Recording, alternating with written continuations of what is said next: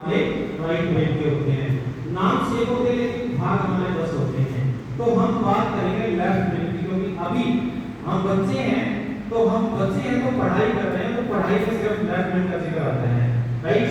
जब बड़े हो जाओगे तो हम राइट ब्रेन का जिक्र करेंगे। अभी लेफ्ट को डिस्कस करेंगे। जो लोग लेफ्ट पढ़ते हैं वो ब्रेन का एक पार्ट है जिसका नाम है पेरिटल लोब। क्या नाम है? Parietal lobe. पेरिटल लोब कहां होता है ब्रेन के अंदर? बिल्कुल चोटी के नीचे। आपकी चोटी पे हाथ लगाओ सभी, जहां पे चोटी छोड़ते हो गंजे होते हुए, ठीक है।